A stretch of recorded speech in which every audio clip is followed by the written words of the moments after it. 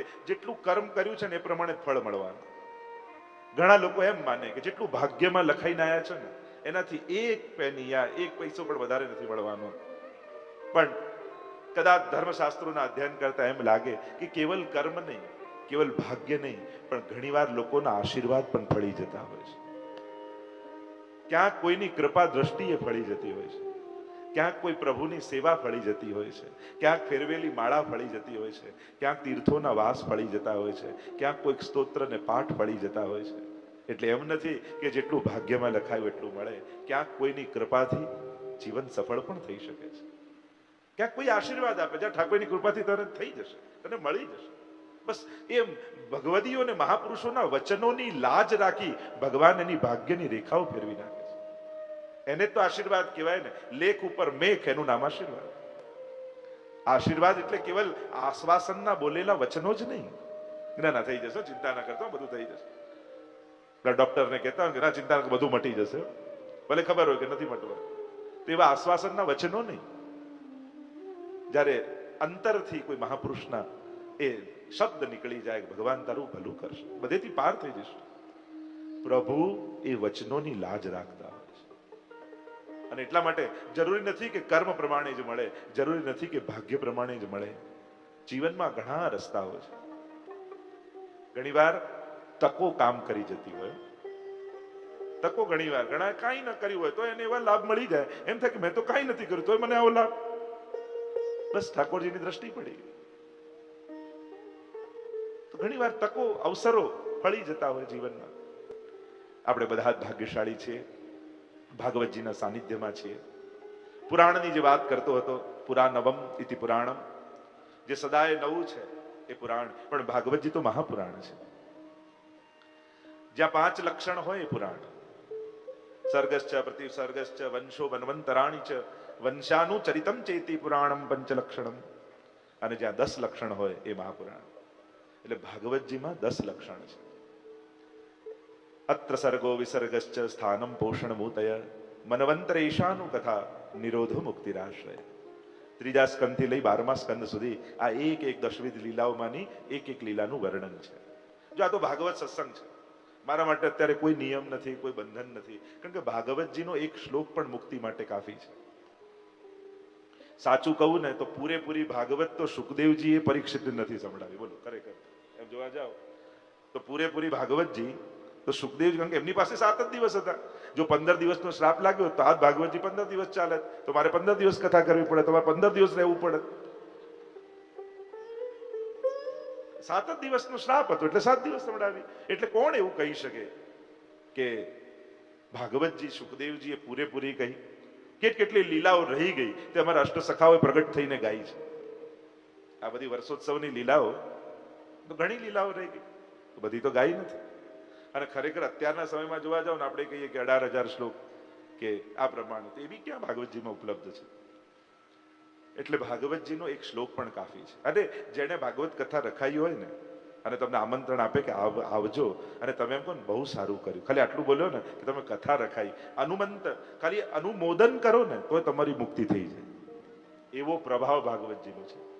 ખાલી જેને રખાઈ હોય ને તમને આમંત્રણ આપે અને તમે એમ કરો બહુ સારું કર્યું, તમે કથા રખાઈ, બસ અનુમોદન કરો ને તોય મોક્ષ થઈ જાય. એવો પ્રભાવ આપણે ત્યાં કયો છે. તો વિચાર કરો, જેને રખાઈ હોય, પાછા પોતે સાંભળતા હોય અને પાછા આટલા લોકોને લાભ આપતા હોય, તો એને તો કેવું ફળ ઠાકોરજી આપે. એટલે આ ભક્તિના ફળોની ગણતરી ન થાય. આપણે વાવીએ એક, ઠાકોરજી કેટલી ગણીને આપે છે. એ તો એક બીજના કેટલા કરીને પાછા આપે. આ તો પ્રભુનો સ્વભાવ છે. તો 10 લક્ષણ ભાગવતજીમાં છે. શ્રીમદ ભાગવતજી એ આજની ગાથા છે, આપણી કથા છે. એવું ક્યારેય ન માનતા કે આટલા હજારો વર્ષ પહેલાની કથા, કોઈ ભગવાનની કથા ના. તમારા ઘરે તો ભગવાન ઠાકોરજી બિરાજે જ છે ને, પુષ્ટાયેલા, એમની જ કથા છે. એટલે ભાગવતના ભગવાન જુદા, આકાશમાં રહેલા ભગવાન જુદા, મારા ઘરે બિરાજતા ઠાકોરજી જુદા. આવું જુદાપણું રાખશો ને તો ક્યારે પ્રભુની કૃપા નહીં થાય. આ મારા ઘરે જે બિરાજે છે ને ઠાકોરજી, એ ભાગવતજીના જ પ્રભુ બિરાજે છે. ભાગવત સુધારસ મત કે અપનો પંથ જતાયો, તુમ શરણાગત આયો શ્રી વલ્લભ, તુમ શરણાગત આયો. ये भागवत का दोहन करके जो नवनीत निकला वही तो पुष्टि मार्ग रूप से महाप्रभु जी ने हमको दिया है, और वही ठाकुर जी की हम सेवा करते हैं जो भागवत में विराजते हैं। तो आप उनकी ही कथा सुन रहे हो जो आपके घर में ठाकुर जी विराजते। આવું કરીને સાંભળશું ને તો આનંદ આવશે। એમ થશે જો મારા ઘરે તો મહાપ્રભુજીની કાનીથી કેવા ડાયા ડમરા થઈને ઠાકોરજી બેઠા છે, અને આ ભાગવતમાં સાંભળો, ક્યારેક વામન બની જાય, ક્યારેક વિરાટ થઈ જાય, ક્યારેક પાછા નરસિંહ બની જાય, ક્યારેક વરહા બની જાય, કેવી કેવી પ્રભુ લીલા કરે છે। અને એમે આપણો દીકરો ક્યારેક ફેન્સી ડ્રેસ કોમ્પિટિશનમાં પાર્ટ લે અને ક્યારેક સંત બને, સિપાહી બને, ને આ બધા વેશ ધરે ત્યારે વધારે વાલો લાગે ને આપણે। એમ આપણો લાલન ક્યારે નરસિંહ બને, ક્યારેક વરહા બને, ક્યારેક વામન બને ત્યારે વધારે વાલો લાગે આપણે। અરે પ્રભુ, આપ કેવી કેવી લીલા કરો છો, કેવા કેવા પ્રકારથી ભક્તોના ચિત્તને આપ હરો છો। બસ પ્રભુની આજ કૃપાનો અહેસાસ તમને ભાગવતજીમાં થશે। ભાગવતજી એટલે બસ જેમ માની ગોદમાં કોઈ બાળક બેઠું હોય તો કેવું નિશ્ચિંત થઈને બેસે, માની ગોદમાં છે, બસ ભાગવતમાં એ રીતે જ બેસું।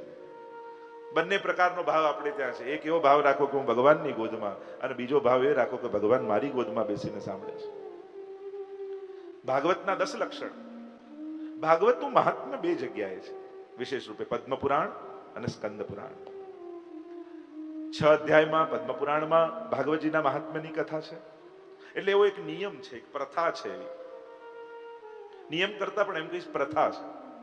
નિયમ જુદા હોય, પ્રથા જુદા હોય, શિસ્ત જુદું હોય, પરંપરા જુદી હોય, આ ઘણી બધી વસ્તુ કાર્ય કરતી હોય। પરંપરાનું પણ બળ હોય। ઘણી વાર કોઈ વસ્તુ પુસ્તકમાં ન લખી હોય પણ આપણે ત્યાં પરંપરાથી ચાલતું હોય તો એ નિયમ રૂપે સ્વીકારે, કારણ કે અમારી પરંપરા છે।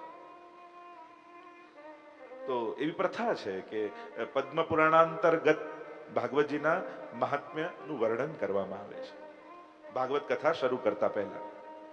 તો આ બંને જગ્યાએ સ્કંદ પુરાણમાં પણ કહ્યું કે આ ગ્રંથ ભાગવતજી જ છે એમ કેમ માનીએ કે આ અહીંયા જે બિરાજે છે આ ભાગવતજી છે।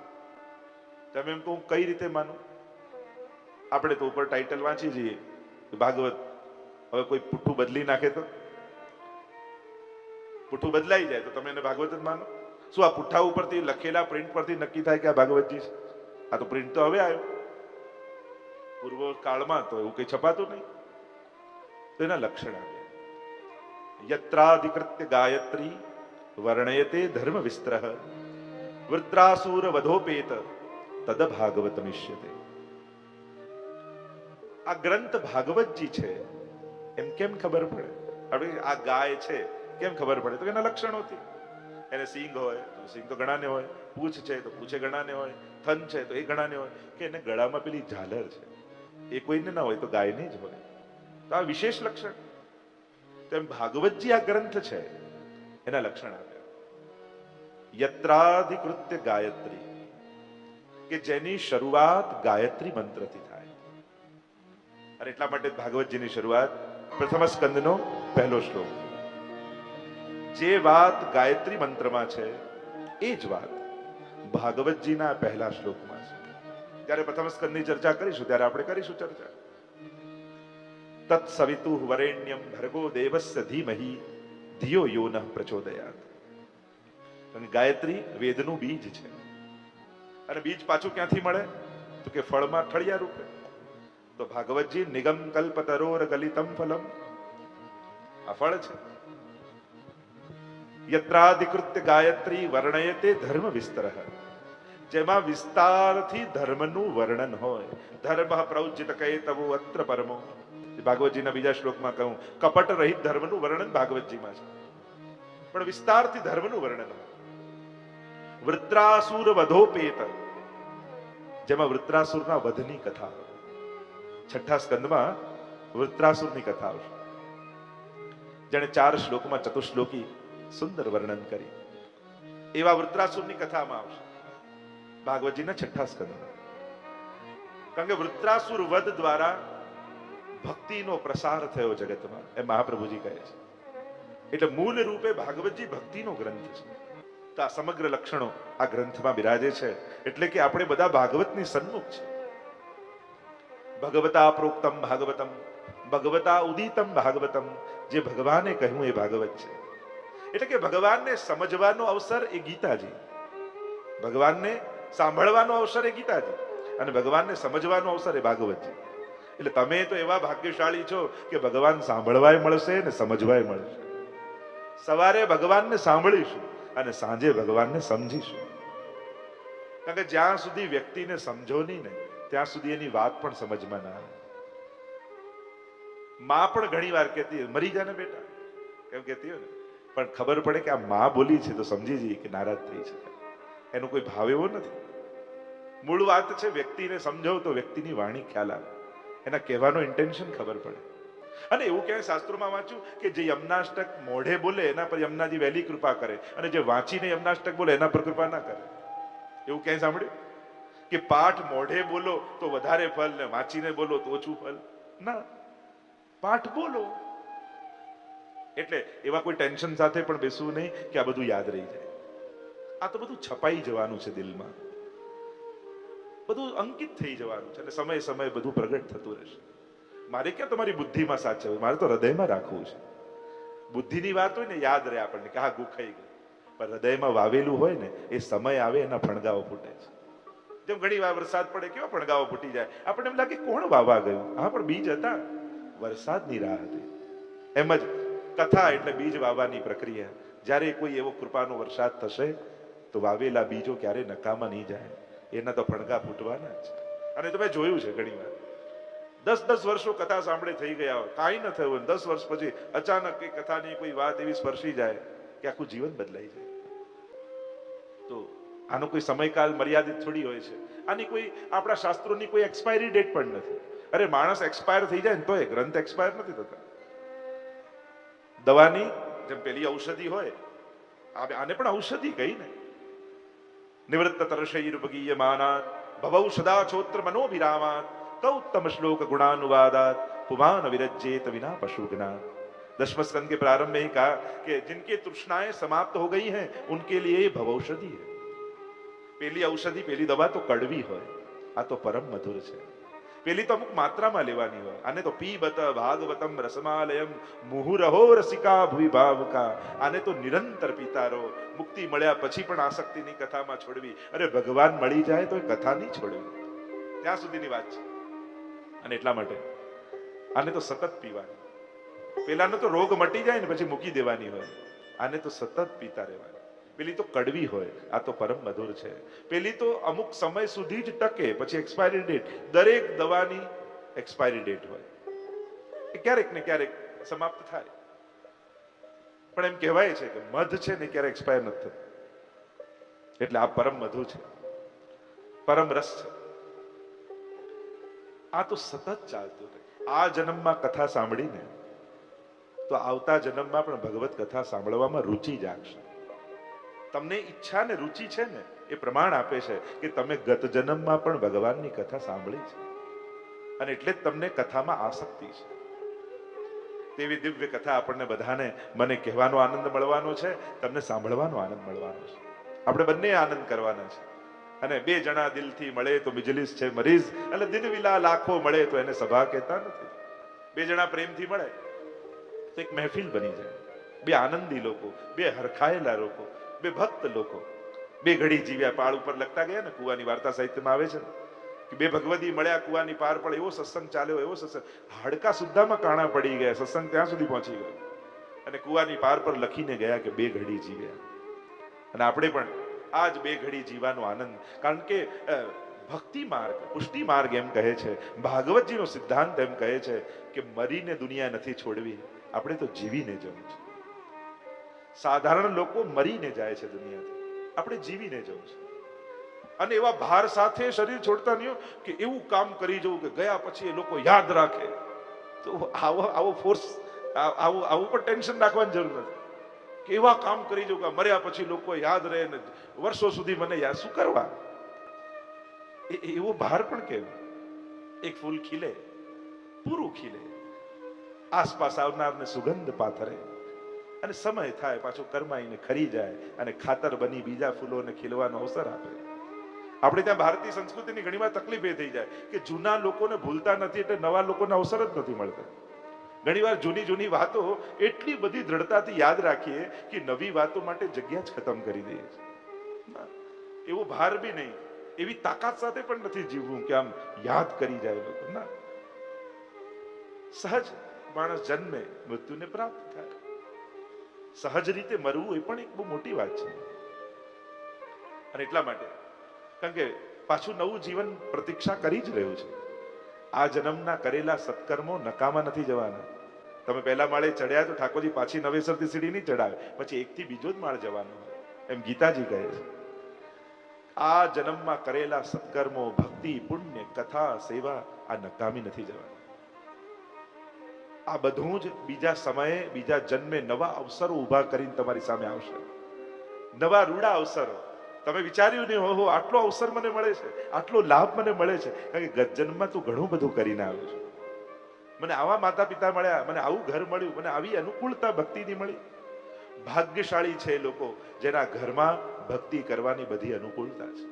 ભાગ્યશાળી છે લોકો જેને એવા માતા પિતા મળ્યા હતા, સવારે ઉઠો એટલે કહેતા કે બેટા જય શ્રી કૃષ્ણ કર, જ્યાં ઠાકોરજીને દંડવત કરીને આવો, એટલે ઠાકોરજીની પ્રસાદી મિશ્રી લે. નસીબ વાળા છો તમે કે તમને બાળપણથી ઠાકોરજીની પ્રસાદી મિશ્રી ખાઈને મોટા થયા છો. આ સાધારણ વાત નથી. આ તમારા પુણ્યો હતા કે તમને એવા અવસરો મળ્યા છે. એટલે તમે ભાગ્યશાળી છો. તમે એક ભક્ત મા બાપના ઘરે જન્મ લીધો એ બહુ મોટી વાત છે. તો આ ભાગવતજી જેવો દિવ્ય ગ્રંથ શીખવાડે છે, મરીને નથી જવું, જીવીને જવું છે. જીવનનો ઓડકાર લઈને જવું છે, જીવનની તૃપ્તિ લઈને જવું છે. અને જીવનની તૃપ્તિ કોઈ પણ લૌકિક પદાર્થથી ક્યારે મળવાની નથી. આ ભાગવતજી છે ને એ પરમ દિવ્ય અલૌકિક ગ્રંથ છે. એટલે કોઈ પણ એવું લૌકિક પ્રયાસ ન કરતા કે આમાં હું કોઈ મોટિવેશનનું ગોતું, કે આ ગોતું, કે પેલું ગોતું. સંસાર વધે એવું શાસ્ત્રોમાં ગોતવું નહીં.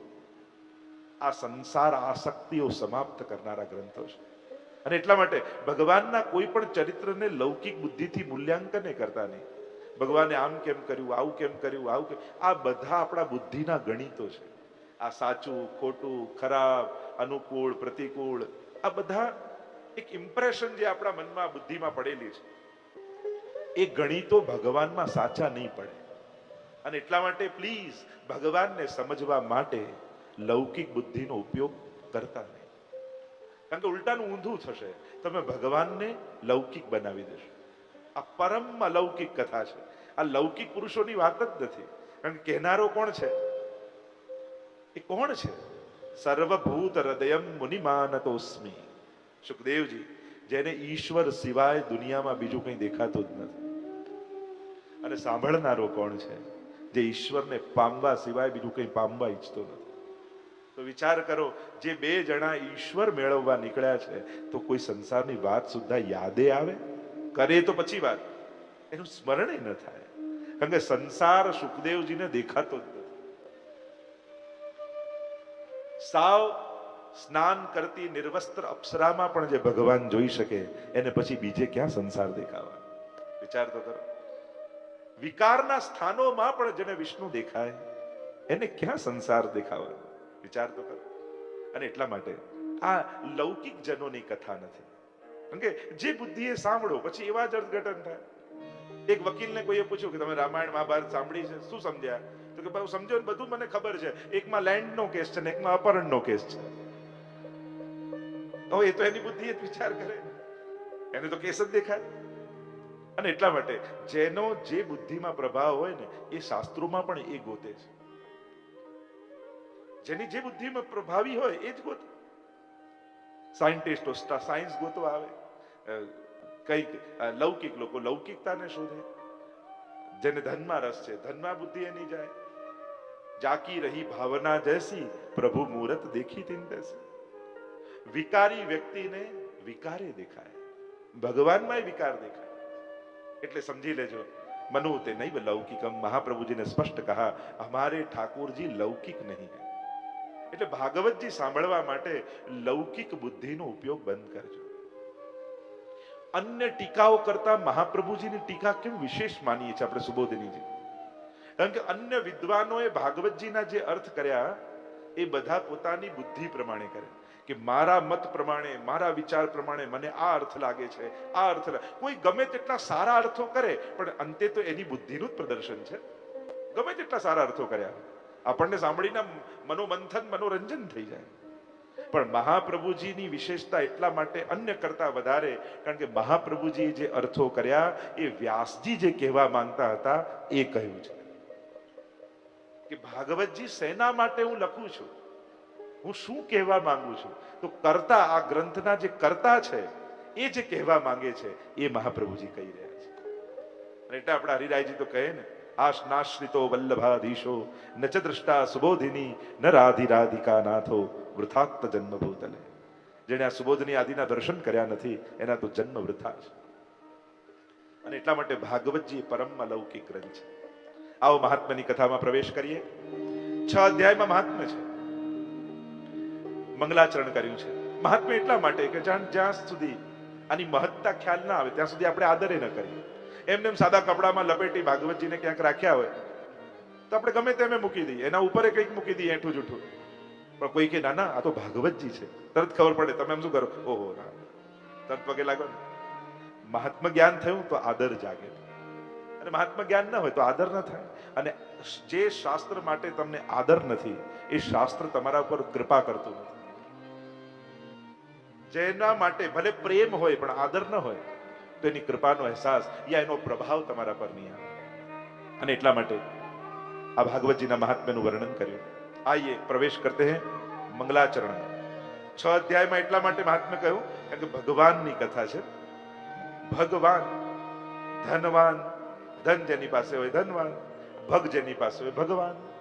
ભગવાન કોને, ભગ કોને કહેવાય? તો કે ઐશ્વર્ય, વીર્ય, યશ, શ્રી, જ્ઞાન અને વૈરાગ્ય. આ 6 ગુણને કહેવાય ભગ. અને આ ભગને જે ધારણ કરે એ ભગવાન. એટલે ભગવાનના 6 ગુણ, ઐશ્વર્ય, ઈશ શાસને મતે આ સમગ્ર જગતનું શાસન ભગવાન કરી રહ્યા છે. વીર્ય, વિશ્વમાં સૌથી બળવાન કોઈ હોય, કેવલ ભ્રુકુટી ઊંચી કરે અને ત્રિલોકના લય કરી દે એવો બળવાન ભગવાન છે. યશ, એનું યશ સર્વત્ર વ્યાપ્ત છે, 14 લોકમાં. શ્રી, લક્ષ્મીજી તો ચરણની સેવા કરે છે. જ્ઞાન, ભગવાન સર્વજ્ઞ છે.